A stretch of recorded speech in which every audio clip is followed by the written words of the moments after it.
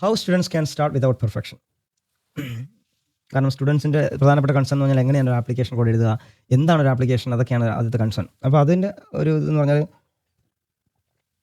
നിങ്ങളെ കൊണ്ട് പറ്റുന്ന ഒരു മിനിമൽ വയബിൾ ഫംഗ്ഷനാലിറ്റി ഉണ്ടാക്കുക, അതിൽ തുടങ്ങുക. എന്ന് വെച്ചാൽ നിങ്ങൾക്ക് വേണമെങ്കിൽ സെറ്റ് ചെയ്യാം, യൂസർ പ്രൊഫൈൽ ക്രിയേറ്റ് ചെയ്യണം.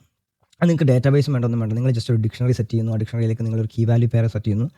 അയാളുടെ പേരും ഇമെയിൽ അഡ്രസ്സും മാത്രം ഫ്രണ്ട് എൻഡ് വഴി വാങ്ങിക്കുന്ന ഒരു ആപ്ലിക്കേഷൻ. വളരെ സിമ്പിളാണ്. HTML കോഡ് എന്ന് പറഞ്ഞാൽ നിങ്ങൾക്ക് ChatGPT ഇപ്പോൾ ചോദിച്ചു കഴിഞ്ഞാൽ കിട്ടും. എന്ന് വെച്ചാൽ ഒരു ഇമെയിലും നെയിമും ചോദിക്കുന്ന ഒരു ഇൻപുട്ട് ഫംഗ്ഷൻ വേണമെന്ന് പറഞ്ഞു കഴിഞ്ഞാൽ HTML ഉണ്ടാക്കി തരും. അത് ബാക്ക് എൻഡോട്ട് കണക്ട് ചെയ്യുക.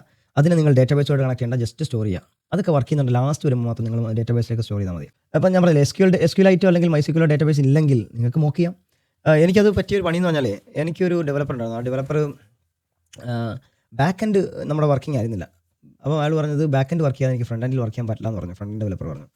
അപ്പം ഞാൻ അന്ന് വിശ്വസിച്ചു, ഞാൻ ഈ ഡെവലപ്മെൻറ്റിലേക്ക് വരുന്നതിന് മുമ്പായിരുന്നു. അപ്പോൾ ഞാൻ വിചാരിച്ചു അത് മറ്റേ ആൾക്ക്. അപ്പോൾ ഞാൻ മറ്റേ ആൾക്ക് പ്രഷർ കൊടുത്തു, അയാളുടെ അടുത്ത് ചെയ്യാൻ പറഞ്ഞു. അതുവരെ ഇയാൾ ചുമ്മാതിരുന്നു.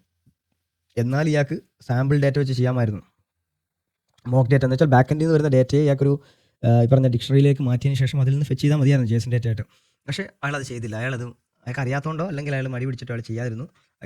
അന്ന് അറിയുമെങ്കിൽ ഞാനത് പറഞ്ഞാൽ ഇത് പാരലലി നിങ്ങൾ രണ്ടുകൂടെ ചെയ്ത് ലാസ്റ്റ് ഇൻറ്റിഗ്രേറ്റ് ചെയ്താൽ മതി എന്ന് പറയായിരുന്നു. പക്ഷേ അയാൾ അത് ചെയ്തില്ല. സോ നിങ്ങൾക്ക് എപ്പോഴും മോക്ക് ഡേറ്റ ഉണ്ട്, ആ മോക്ക് ഡേറ്റ ഉപയോഗിച്ചുകൊണ്ട് ചെയ്യാം. നിങ്ങൾക്ക് എപ്പോഴും ഡേറ്റാബേസ് വേണമെന്നില്ല. ഒരു പെർഫെക്റ്റ് സൊല്യൂഷൻ നിങ്ങൾക്ക് ഡേറ്റ വേണമെന്ന് മാത്രമേ ഉള്ളൂ. ആ ഡേറ്റ എവിടെ നിന്ന് വരുന്നു എന്നുള്ളത് പ്രശ്നമല്ല. പിന്നെ ഇറ്ററേറ്റ്, ആഡ് വാലിഡേഷൻ, ബാക്കിയുള്ള കാര്യങ്ങൾ എന്ന് വെച്ചാൽ ഇറ്ററേറ്റീവ് കോഡിംഗ് എന്ന് പറഞ്ഞാൽ നിങ്ങൾ പിന്നീടാണ് ഫീച്ചർ ഉണ്ടാക്കുന്നത്. വാലിഡേഷനൊക്കെ പിന്നെ മതി. ഏതാ പറഞ്ഞ യൂസർ എത്രമാത്രം എൻ്റർ ചെയ്തോ അതൊക്കെ എന്ന് വെച്ചാൽ എൻഹാൻസ്മെൻ്റ് ആണ്, സെക്യൂരിറ്റി ഫീച്ചറാണ്. അതൊക്കെ പിന്നീട് ആഡ് ചെയ്താൽ മതി. എറർ ഹാൻഡ്ലിംഗ് ഉണ്ടെങ്കിൽ, എക്സെപ്ഷൻ ഹാൻഡ്ലിംഗ് ഉണ്ടെങ്കിൽ അതൊക്കെ പിന്നീട് ആഡ് ചെയ്യാം. പിന്നെ ഒപ്റ്റിമൈസേഷൻസ് ഒക്കെ പിന്നീടാണ്. എന്ന് വെച്ചാൽ കോഡിനകത്ത് കുറയ്ക്കണമെങ്കിൽ പെർഫോമൻസ് കൂട്ടണമെന്നൊക്കെ പിന്നീട് നോക്കിയാൽ മതി. അതിനകത്ത് തലവൊക്കെ നിങ്ങൾക്ക് തന്നെ തോന്നും. ഈ സമയമാകുമ്പോൾ നിങ്ങൾക്ക് തോന്നും ആ കോഡ് ഇത്രമാത്രം മോശമായിരുന്നു എന്ന് നിങ്ങൾക്ക് തന്നെ തോന്നും. So document decisions and assumptions always. Documentation ആണ് എപ്പോഴും നിങ്ങൾ ചെയ്യേണ്ട ഒരു കാര്യം. നിങ്ങൾ ഏതൊരു ലൈൻ ഓഫ് കോഡ് എഴുതുമ്പോൾ, അതുകൊണ്ടാണ് ഞാൻ എപ്പോഴും പറഞ്ഞത് ഡോക് സ്ട്രിംഗിൽ എഴുതാൻ പറയുന്നത്. പൈത്തണിലെ ട്രിപ്പിൾ കോട്ടിൽ എഴുതാൻ പറയുന്നതിൻ്റെ കാര്യം, നിങ്ങൾ എന്തിനാണ് ഒരു ഫംഗ്ഷൻ ഉണ്ടാക്കുന്നത് പിന്നെ മറന്നു പോകും സത്യം പറഞ്ഞാൽ. കാരണം ഒരു മാസം പോലും നിങ്ങളുടെ കോഡ് നിങ്ങൾ കാണാതിരുന്ന് കഴിഞ്ഞാൽ നിങ്ങൾ വിചാരിക്കും എന്തിനു വേണ്ടിയിട്ട് ഞാൻ അന്ന് എഴുതിയെന്ന് ആലോചിക്കും. ഒരാഴ്ച കഴിഞ്ഞാൽ തന്നെ നിങ്ങൾ ചോദിക്കും.